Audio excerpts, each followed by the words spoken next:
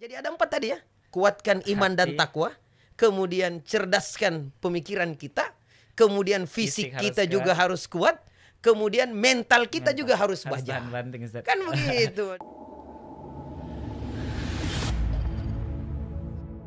Siapa itu anak muda palsu Ustaz sebenarnya. Dan juga orang yang betul-betul karakter dari pemuda yang autentik, anak muda asli. Nah Ustaz, untuk menggapai ataukah menjadi tadi karakter anak muda asli tadi yang kuat iman, fisik, mental dan lain sebagainya, itu kira-kira langkah apa yang ini yang penting dilakukan oleh teman-teman pemuda di luar sana, generasi muda kita? Iya, baik. Ini bagus sekali ini. Jadi langkah-langkah apa yang perlu untuk kita lakukan, dan ini juga adalah merupakan saran lah ya kepada para pemuda kita. Jangan buang-buang masa muda kita. Makanya Rasulullah mengatakan iktanim khamsan qabla khamsin. Syababaka qabla haramik. Manfaatkan yang 5 sebelum datang yang 5. Masa mudamu sebelum datang waktu tuamu. Kenapa masa muda penting? Bahkan disebutkan juga dalam hadis yang lain ya. Sab'atun, ada 7 golongan yang akan nanti mendapatkan naungan. Di mana tidak ada naungan pada saat itu kecuali naungan Allah Subhanahu wa taala. Siapa? Dari ke-7 golongan itu, salah satunya adalah syabun nasya'a fi ibadatillah. Ya, pemuda yang tumbuh kembang dalam ibadah kepada Allah. Maka langkah-langkah apa yang perlu untuk kita lakukan? Nah, ini para pemuda kita ya. Yang pertama adalah kuatkan diri kita dengan ibadah kepada Allah. Ya, makanya Luqman mengajarkan kepada anaknya dari awal, ya bunayya la tusyrik billah. Wahai anakku, jangan engkau mempersekutukan Allah. Bahkan para nabi itu sebelum mereka meninggal dunia, mereka bertanya kepada anaknya, ma ta'buduna mim ba'di. Wahai anakku, kalau saya sudah meninggal nak, siapa nanti yang akan kamu sembah? Apa nanti yang akan kamu sembah?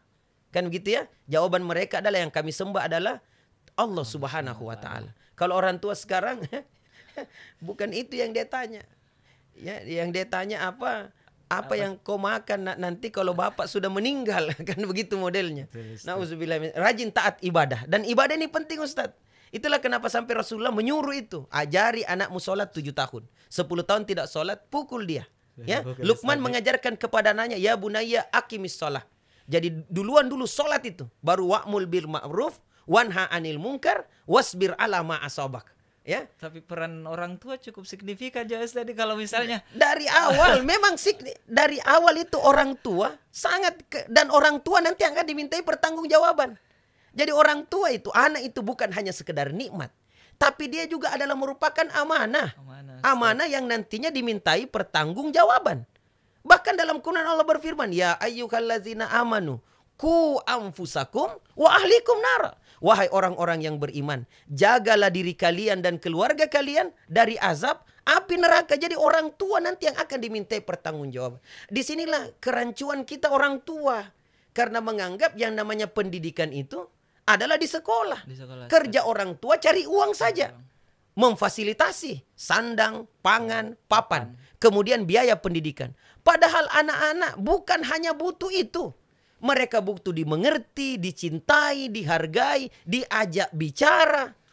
Begitu modelnya. Sehingga yang terjadi sekarang, orang tua seakan-akan menyalahkan sekolah kalau anaknya bermasalah. Kan begitu. Betul, Ustaz. Sementara guru itu hanya sekedar membantu orang tua sebenarnya. Nanti di akhirat yang dimintai pertanggungjawaban siapa? Bukan gurunya, tapi siapa? Orang tuanya. Jadi ibadah kepada Allah, apalagi sholat. Makanya di dalam Quran Allah Subhanahu wa taala menyebutkan indikator rusaknya sebuah generasi. Apakah karena ilmunya tidak ada? Apa karena finansialnya atau apa? Bukan itu. Apa disebutkan nanti dibuka Quran surah Maryam 19 ayat 59. Di situ Allah berfirman, fa khalafa mim ba'dihim khalfun adaa'us shalah wattaba'u syahwat fasawfa yalqawna ghayya. Akan datanglah generasi yang buruk setelah mereka.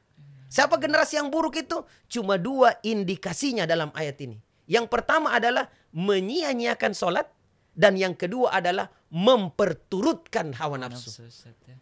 Ini kalau 2 ini sudah tidak ada, habis generasi muda kita.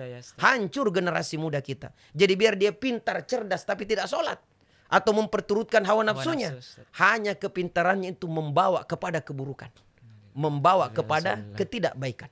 Nah, itu yang pertama ya, ibadah. Ibadah. Kemudian yang kedua, Ustaz. isi waktu kalian dengan hal yang bermanfaat. Di Nah, ini, antaranya adalah dengan menuntut ilmu. ilmu. Dan menuntut ilmu itu memang berat, Ustaz. Yang enak itu santai rebahan, Main game, Ustaz, main anak game. muda. Itu yang enak. Yang berat itu belajar, Ustaz.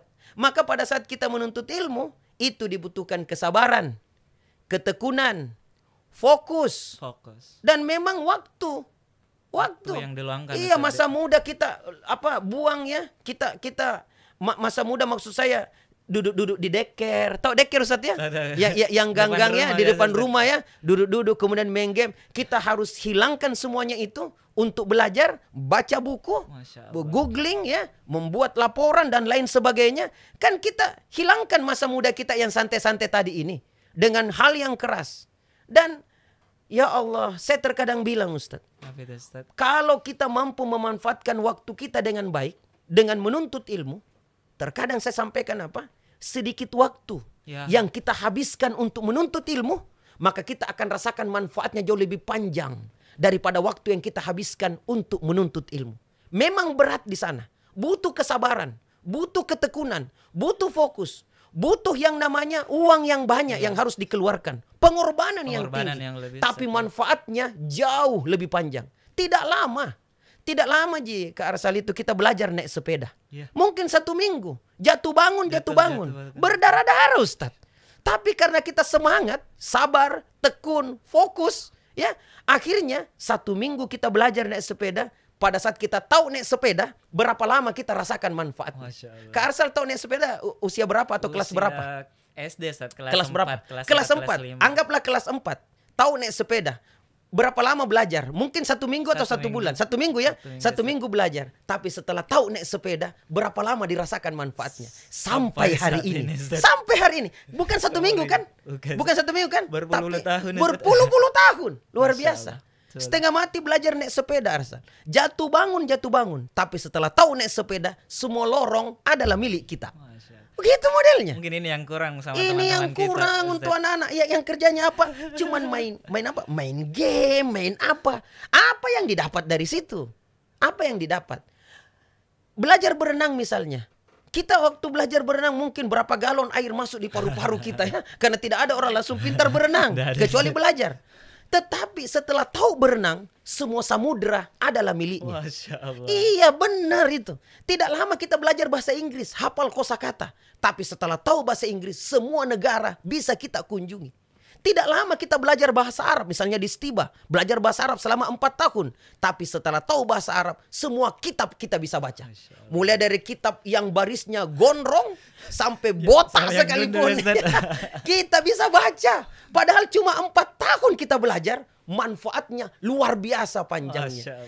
Inilah yang kurang bagi para pemuda kita. Yang diambil apa? Santai, rebahan, ada ji bapakku. Ya Allah, apa kata Imam Ali?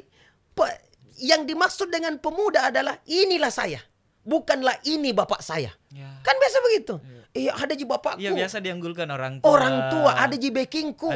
Ya Allah ya Rabbi, bukan itu pemuda. Itu dimaksud dengan pemuda palsu itu. Pemuda asli adalah, pemuda otentik adalah selalu mengatakan inilah saya. Inilah keberhasilan saya. Inilah karya saya. Di backup dengan orang tua yang kaya raya, saya hanya mendapatkan bantuan dari orang tua. Tetapi semuanya ini adalah merupakan usaha dan kerja keras saya. Begitulah para pemuda. Bukan pemuda yang cengeng. Sedikit-sedikit mau healing. Healing apa? Na'udzubillahi min dzalik. Ini jamaah sekalian yang sama berbagi. Jadi mudah-mudahanlah para pemuda kita ya. Jadilah pemuda pemuda yang asli. Pemuda otentik. Dan kalau kita pemuda otentik, harganya mahal loh. Mahal Ustaz, mahal sekali harganya. Bahkan kita pun berada di puncak gunung, orang akan cari. Kenapa? Karena kita punya skill dan keterampilan. Punya kemampuan. Akhirnya kita akan dicari, Ustaz. Anak-anak muda kita sekarang luar biasa. Lewat IT-nya, mereka tidak lagi kerja di perusahaan, tapi kerja di rumahnya. Mendesain itu, merakit ini itu. Luar biasa, mahal Ustaz, mahal. Jadi pemuda-pemuda kita nanti ke depan itu boleh jadi yang menjadi PNS boleh jadi akan semakin berkurang Ustaz. Tetapi akan muncullah entrepreneur daripada para pemuda-pemuda kita. Yang jago IT. Jago IT, jago apa macam-macam lah ya. Apalagi sekarang ini kan dunia sudah berkembang, terjadi yang namanya disrupsi di era apa 4.0 misalnya. Dan ini adalah merupakan era mereka. Luar biasa ini generasi milenial kita. Tapi kalau dihabiskan waktunya dengan apa tadi? Rebahan. Ya Allah. Apa yang bisa didapat? Ya. Itu yang kedua ya. Yang kedua. Yang ketiga, perbaiki sosial kita. Perbanyak teman, cari lingkungan yang baik. Jangan lingkungan yang toksit ya. Lingkungan yang rusak ya. Circle ya. Kan biasa orang itu kan dipengaruhi oleh teman. Ya, kalau Ustaz. Dan motivasi itu kan biasanya menular, Ustadz. Semangat itu biasanya menular. Ya. Sama dengan di sekolah. Kalau ada guru semangat mengajar, semangat juga siswanya. Tapi kalau semangat siswanya mengajar, gurunya loyo, loyo juga itu juga menular, kan begitu modelnya. Jadi tergantung saja daripada cari lingkungan yang baik. Nah, itu yang kita lakukan, dan jangan lupa berbakti kepada kedua orang tua.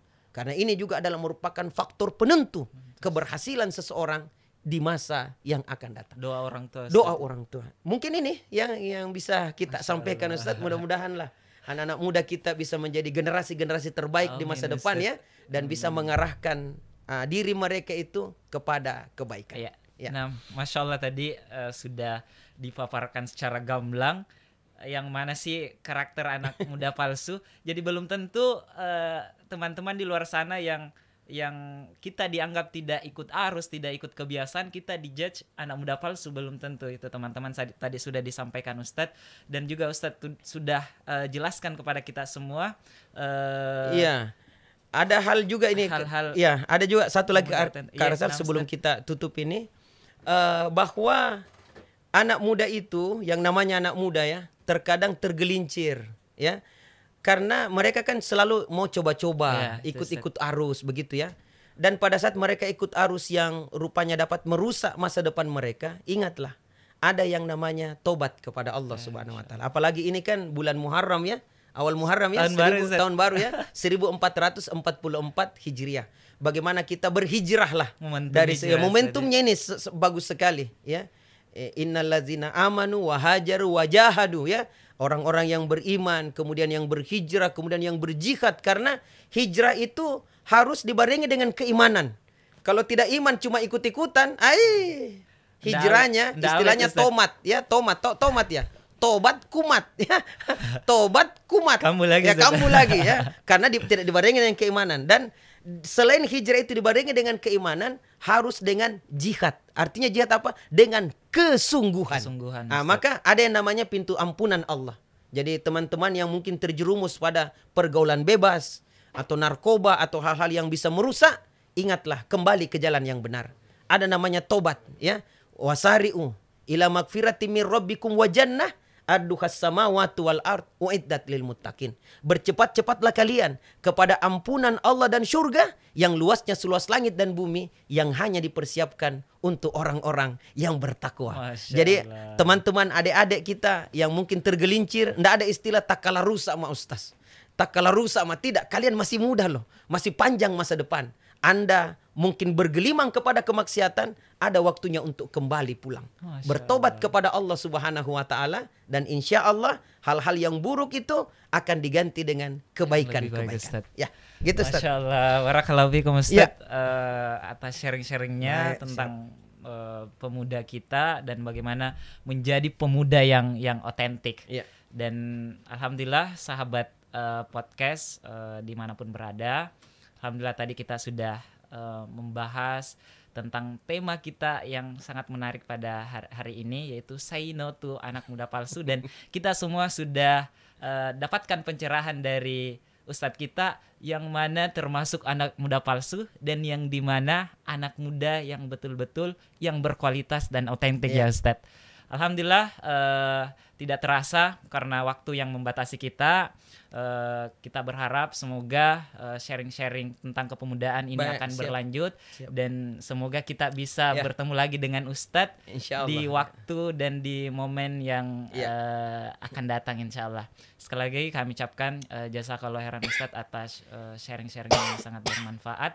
Dan kepada seluruh sahabat podcast Youth Muslim Podcast, cukup sekian mungkin untuk sharing-sharing untuk hari ini. Kami ucapkan jazakumullah khairan atas perhatiannya dan partisipasinya sudah membersamai hingga akhir kegiatan. Dan sebelum kami tutup, kami sampaikan kepada sahabat podcast dimanapun berada, bagi sahabat yang ingin belajar Al-Quran atau belajar Islami, bisa menghubungi kontak yang tertera di bawah. Sekali lagi kami ucapkan syukron jazakallahu khairan Ustadz. Kami doakan semoga Ustadz senantiasa sehat walafiat sehingga bisa memberikan manfaat, motivasi, pengaruh baik terkhusus kepada generasi muda kita. Lebih dan kurangnya mohon dimaafkan. Assalamualaikum warahmatullahi wabarakatuh.